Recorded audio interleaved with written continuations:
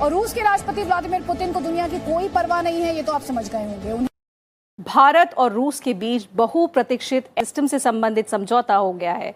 प्रधानमंत्री नरेंद्र मोदी और रूस के राष्ट्रपति व्लादिमीर पुतिन के बीच 3 दौर की बातचीत के बाद शुक्रवार को इस पर हस्ताक्षर हुए। ये करार भारत की रक्षा क्षमता को बढ़ाने में एक मील का पत्थर है।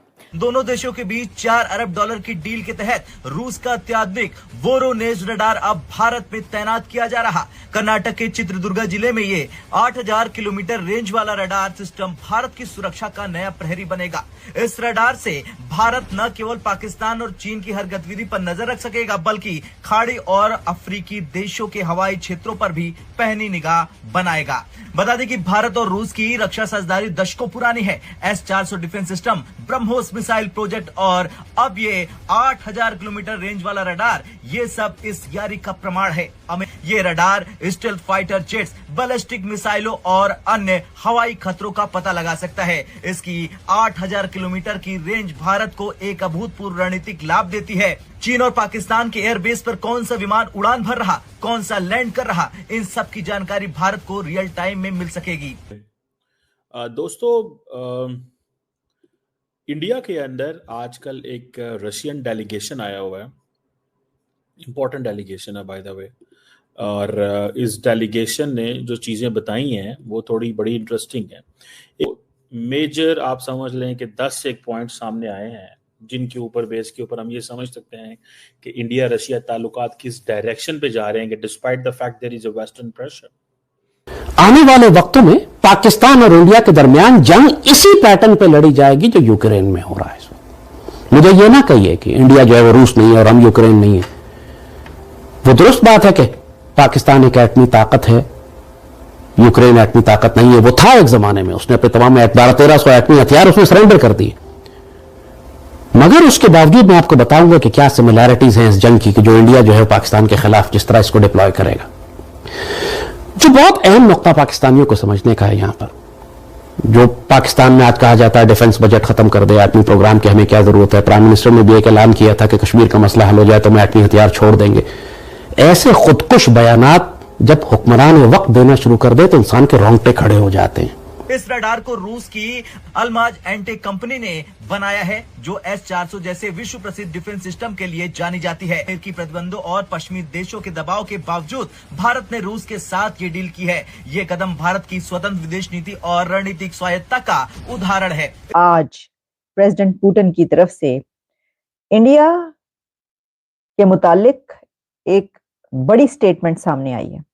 प्रेसिडेंट पुतिन ने इंडिया की आजाद फॉरेन पॉलिसी, इंडिया की लीडरशिप, इंडिया की इकोनॉमिक ग्रोथ और इंडिया की ऑनेस्टी की इतनी तारीफ की है कि सिर्फ एक नुक्ते पे उन्होंने कोई बात नहीं की, बल्कि लंबी चौड़ी गुफ्तगू की है। और प्रेसिडेंट, ठीक है ना जी, अब इंडियंस ये समझते हैं कि जो भी हो हमें अपने ताल्लुकात रशिया के साथ उनको इम्पोर्टेंट उसको कंटिन्यू रखना है।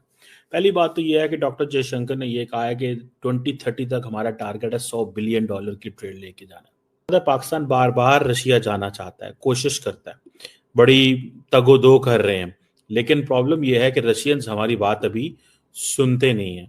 और रशियंस हमारी बात इसलिए नहीं सुनते बिकॉज रशियंस हमें सीरियस नहीं लेते। हमारे लोगों को बात ये बुरी लगेगी जरूर कि रशिया हमें क्यों सीरियस नहीं लेता, but that's a fact and that fact is कि अभी हाल ही में प्राइम मिनिस्टर मोदी जो है वो ब्रिक्स से होके आए हैं। तो जितना क्लोज कोऑर्डिनेशन, अच्छा एक चीज और भी लोगों ने महसूस की और वो ये, और यूक्रेन ने अपनी सिक्योरिटी जब नेटो के हवाले कर दी, ये बहुत बड़ा पैगाम है कि कभी अपने हथियार दुश्मन के हवाले ना करो। उसकी उस उम्मीद और आसरे और वादे पे कि हम तुम्हारी हिफाजत करेंगे जब तुम मुश्किल में होगे। दूसरी बात, कभी किसी पे एतबार ना करो कि वो तुम्हारी जंग लड़ेगा, तुमने अपनी जंग खुद लड़नी है। पाकिस्तान में मैं बहुत खुदकुश मेंटालिटी देखता हूं ये कि लोग हमसे कहते हैं कि चीन हमारी मदद को आ जाएगा।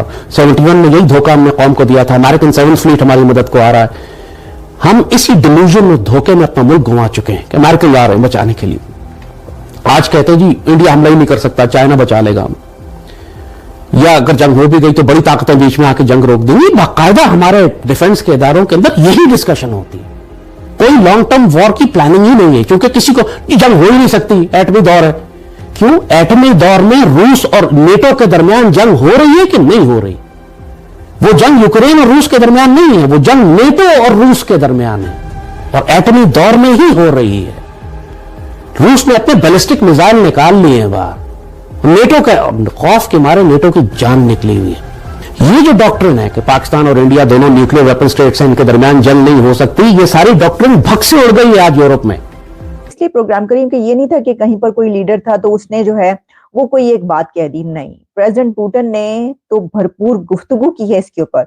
और उनका कहना यह है कि दिल्ली वो है कि जो गेम्स नहीं खेलता और वो है कि जिसके ऊपर रिलाई किया जा सकता है।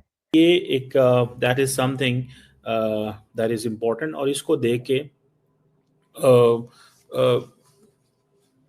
हम भी कोशिश करते हैं कि कैसे तैसे हम भी शायद अच्छा, हमारे यहाँ क्या हुआ कि अभी जैसे रिसेंटली रशियंस आए हुए थे SCO पे, तो आपको पता है कितने लोग आए थे?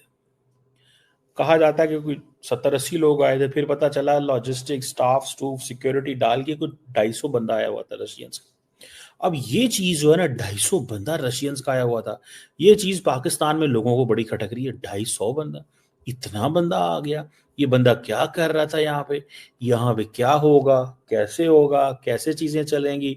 मतलब this is something which definitely makes the case. ये चीजें जो है ना वो सामने आती हैं। बहरहाल अब $100 बिलियन की बात हो गई, बैलेंस ऑफ ट्रेड को रीड्रेस करने की जरूरत है, बिकॉज सारे का सारा जो जाता है रशियन साइड पे जाता है, पैसे तो वहां पे चल रहे हैं। अब देखें, ये जो जिसे कहेंगे ना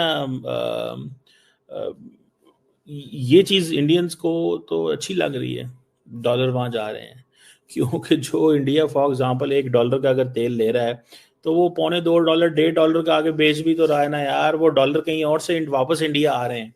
कि उनकी आजाद फॉरेन पॉलिसी है, वो ये नहीं करेंगे कि वो कोई बात कह के कुछ और करें, क्योंकि उनके अपने इंटरेस्ट सामने आ जाएंगे, कुछ ऐसा होगा, वो जो कहेंगे वो उस पे कायम रहेंगे और वो करके दिखाएंगे।